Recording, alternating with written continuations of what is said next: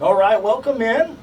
This is a Scandal podcast today. We'll have more coming out. We're going to do one over the NFL Combine. It's a mostly sports it's a mostly sports podcast. Yes. There it goes. Yeah, that's it. Found it. I'm Andrew Hines. That's Nate Armstrong. Nate Armstrong. You fought for your freedom. Respect him. Love him. Liberty. Thank you. Yeah, you're welcome. Today we're going to talk a little bit about sports scandals. We got a few in the world right now going on, and we'll talk about some of those news items. We'll start with the Ohtani betting scandal. Was it him? Was it Ippei? Who was it? That's the question. They're still trying to figure out. Nobody knows. But just to give you some backstory, 2021, there was a lot of sports betting going on Ohtani's behalf. It was putting his name in the state of California through a bookie. That's the biggest issue here with all this. Gambling in the state of California is legal, but you're not allowed to go through an outside source that's not a casino or not a sports betting app. So Ohtani, on his behalf, in his name, at least someone put a whole bunch of bets in with a bookie. That bookie has come out and said he had no actual interaction with Ohtani, just that the bets were put in his name. He didn't really know who was doing it, says it's not really on him. What say you, Nathan? Allegedly, that they're saying that the interpreter or whatever had lost more than $40 million across 19,000 bets. That's insane. 19,000. 19,000 bets, $40 million to bet. Shohei Ohtani's net worth is only like $50 million. So those saying that he just didn't know this was happening have got to just be ignorant or unaware. Like, there's no way he didn't know $40 million went missing from his bank account. We have $40 million. How much of that was liquidated assets that you could have? There's not, I mean, because you got to think, when accounting for a net worth, it's your house, it's everything you own accumulated into a dollar amount. Yeah. So liquid assets can only be, I would think it can only be $45 million at most. Easily, right? I know they said when he was in Japan, his parents took care of all his financials. He didn't even look at it. They gave him an allowance while he was playing there. They stopped doing that when he came to America. He's been in America now playing baseball for 7 years, 6 years, something like that. Yeah. So he's been doing this on his own for a while, and he just, even when it was originally just $4 million that eBay took, Yeah. is there any way you don't realize $4 million's gone missing and you don't ask any questions? Well, think about it too. Like, you have one guy that made 19,000 bets, and a lot of people may think, "Oh, this is over a long period of time." No, man. This is from December of 2021 till 2024. Correct. 19,000 bets, $40 million.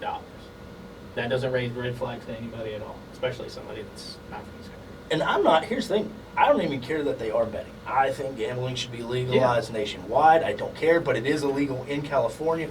And for those people saying that, well, Ohtani just didn't know, it's kind of ridiculous. Yeah, I mean, but I think a lot of them go back on, like, that a lot of baseball bettors know, like, okay, I better not say anything, or I better find a patsy because of what happened to Pete Rose, you know. But Yeah. I mean, Pete Rose was going against other teams, but he never bet against his team. Exactly.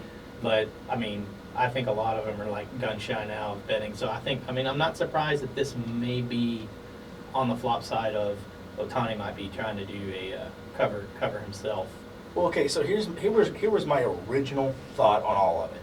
I think Ippei was making the bets and putting Ohtani's name on them, and then Ohtani paid him off when he realized that his boy was in trouble. I think he was trying to do his boy a solid, Oh, yeah, yeah. and he was like, you know what, don't worry about it, I'll pay it. That's still illegal on Ohtani's behalf to have any doing with it. But I think he was just trying to do his boy a solid and just slapping his hand going, hey, this has got to stop. Because his interpreter's from, America. he's from America. Oh, Ippei okay. is from okay. America. Oh, I didn't know that. Yeah. And actually, there's so much behind him. He said he worked for the Boston Red Sox. Yeah. Red Sox say they have no recollection of that. Said he graduated from a high school in California somewhere. That high school said, we have no recollection of that. So Ippei's kind of a man out on the run. Like, we don't know who he is. It's going to be the greatest 30 for 30 that ESPN ever makes. Yeah, I mean, can you? I mean, just imagine what legally what will happen to him with being charged with bank fraud and then stealing $16 million from, you know. Oh no, you're gone for because it's a federal investigation now. Yeah, yeah. They've taken over. MLB initially was going to investigate. Now a third party's coming in, and they're investigating. I just want what's your final. We won't stay on this for too long. Everyone's heard plenty about it. What's your final thoughts? Like, was it Ohtani? Was it Ippei? Was it a little bit of both? I don't know. I just find it. I'm gonna say it's a scandal with Ohtani because ignorance is bliss. Like whatever.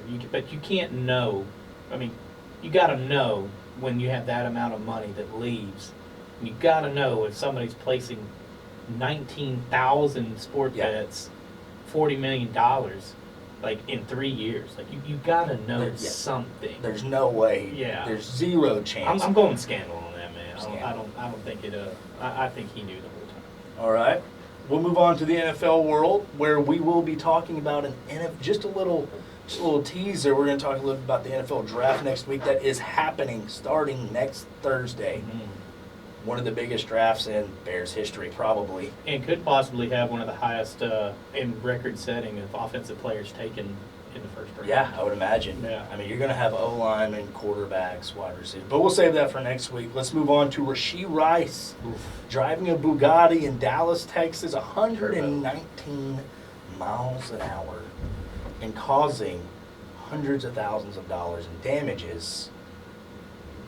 What are you doing? And then, kind of hide. You know, the bad part was, he didn't immediately stop.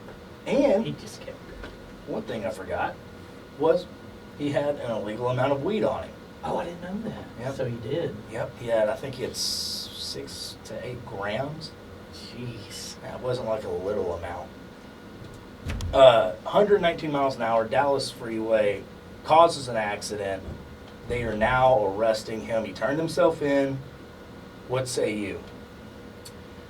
I just, you can't help but go back to, the Henry Ruggs incident. Because that's the most recent one, right? So, but a lot of these rookies that are coming through, I don't know what their deal is. But is this a problem in the NFL? It has to be, man. A lot of these guys, they get in there and they get all this money and they go and just go crazy. They think they're above the law. There's no level. 119 miles an hour. Yeah. In one of the most expensive cars you could ever think of buying. In one of probably the worst places to do that at, as far as legal wise, Texas does not play that at all. Especially if you have drugs on you. Yeah, come on, man.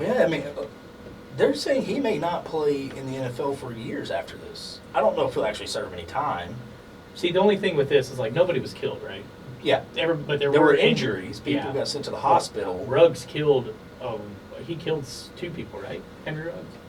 Yeah. He killed a lady and her dog. I think. So, I don't know. I think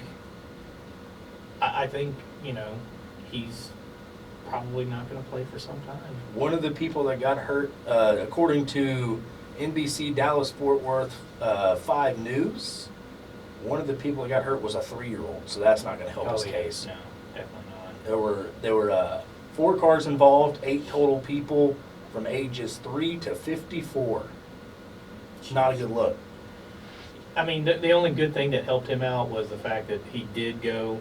He got legal assistance and was like, hey, man, you need to go turn yourself in. So at least he turned himself in. Mm-hmm. They didn't have to come get him.